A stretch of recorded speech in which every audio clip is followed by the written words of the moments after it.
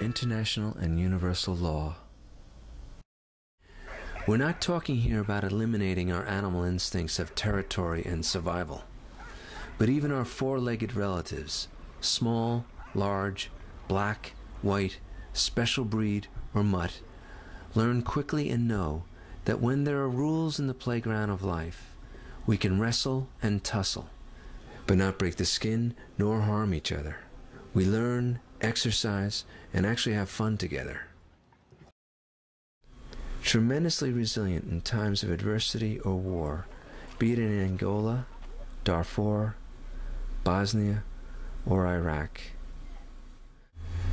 Born into every culture, this is the way all our children would like to spend much of their days together. When we set the rules over and over and over again, night and day, we continually learn to share, to give and take, to understand each other, and to slide.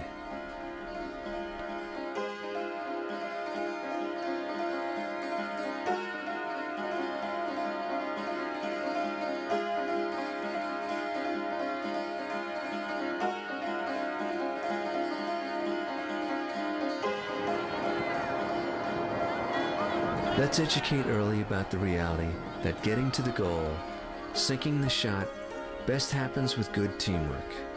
When nation passes to nation, race to race, culture to culture, political party to political party. When calamity strikes, be it by nature or worse by man, we'll surely need each other. To score the goal of a dream and to create a better life, we have to and we can do it together.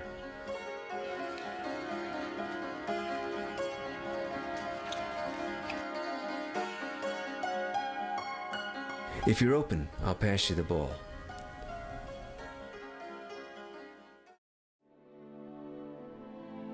Isn't the transcendence of a great orchestral work only possible in how each of us listens, hears, and is connected to all the others around us? I think looking at the reality and trying to understand realities and trying to look at other people not simply from your perspective but from their perspective, and once in a while trying to look at ourselves through the perspective of others would be a great help.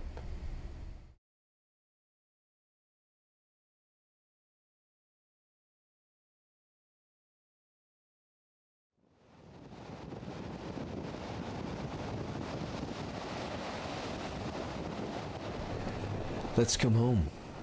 Our beautiful, tiny, delicate planet needs us. We've got some rough seas again.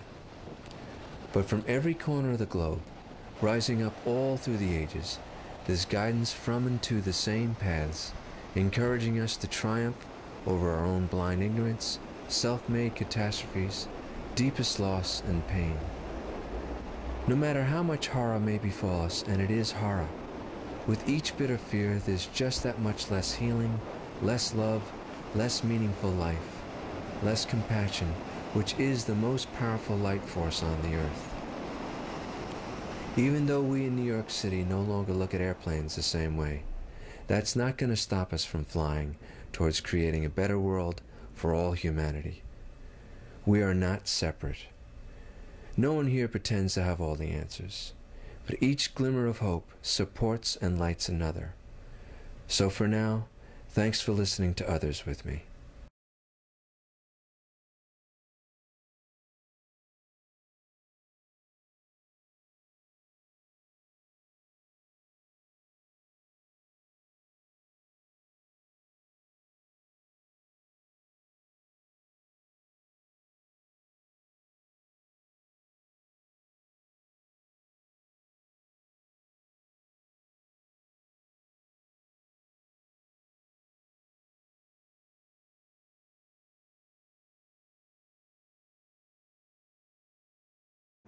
Trying to do the positive things. I mean, instead of being prepared to fight whatever threats you face, you should do something to eliminate the causes of the threats that you face. You have a world which is unequal in terms of power, it is unequal in terms of wealth, and it is unequal in terms of capacities.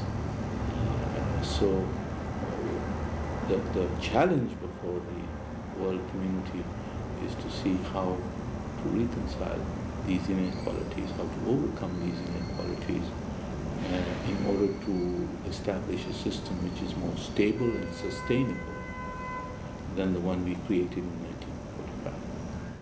What I see is a different approach in the way the UN works. Adjust the structure to what needs to be done and not vice versa. Right now it's like a very painful birth here, because every time that you try to move anything here, you have to draw on the previous customs, the way things were, and not say it has to be done through such and such channel because that was made that way in 1945. Yeah. It not necessarily it does not necessarily respond to that challenge. When I came here, I had more, let's say, hope that it is possible somehow to move a little bit faster than it is. But it appeared that it's very difficult because the inertia of the bureaucracy is very high. My concern is that there is not a serious dialogue amongst the UN members. It seems like everyone is talking and not really we are listening. This body was made for other purposes, and basically it's been very successful and very effective in sparing the world from a major international war. The UN itself is not a body which makes decisions. Decisions are made in different places, mainly in DC, in Washington. Right now. Of course, in some other places as well, in Moscow, let's say, or Beijing, or in the capitals. And the UN is the mechanism for the implementation of that decisions, and that is very valuable for the UN, because there is no other mechanism. If the UN is excluded, you have the picture like we have in Iraq. That always creates much more problems than the UN-led processes.